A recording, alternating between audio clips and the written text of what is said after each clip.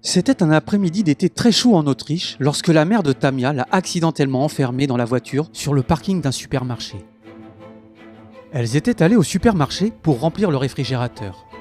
Après les courses, la mère de Tamia a installé Tamia dans son siège enfant. Comme elle avait besoin de ses deux mains pour rattacher la ceinture de sécurité de Tamia, elle a lancé les clés de la voiture sur le siège avant. Ce faisant, il est possible qu'elle ait accidentellement appuyé sur le bouton de verrouillage des portes de la voiture situé sur les clés. Ou peut-être que le bouton a été enfoncé lorsque les clés ont atterri. Personne ne le sait. Mais lorsque la mère de Tamia a fermé la porte arrière et a essayé d'ouvrir celle de devant, elle a découvert que toutes les portes de la voiture étaient verrouillées. La mère de Tamia s'est alors souvenue que son sac à main contenant son téléphone portable et son argent se trouvait dans le coffre. Tout était enfermé dans la voiture, son téléphone, son argent et surtout sa petite Tamia. La mère de Tamia s'est précipitée à l'intérieur du supermarché. Elle ne connaissait qu'un seul numéro de téléphone par cœur, celui de la grand-mère de Tamia. Elle a demandé à un employé du supermarché de lui prêter son téléphone. L'employé lui a tendu son téléphone portable. Affolée, la mère de Tamia a expliqué la situation à la grand-mère et lui a demandé d'appeler le père de Tamia. Peut-être était-il dans les environs et pourrait-il venir aider. Mais la grand-mère a vite appris que le père se trouvait très loin. Le père de Tamia voulait tout de même aider.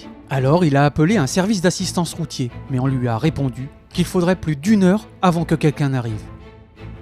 La mère de Tamia était désespérée. À cause de la chaleur, Tamia rougissait à l'intérieur de la voiture. Tamia ne comprenait pas pourquoi il faisait si chaud et pourquoi sa mère n'était pas dans la voiture avec elle. Elle pleurait à chaudes larmes. Sa mère pria. « Mon Dieu, dit-elle, personne n'est là pour m'aider.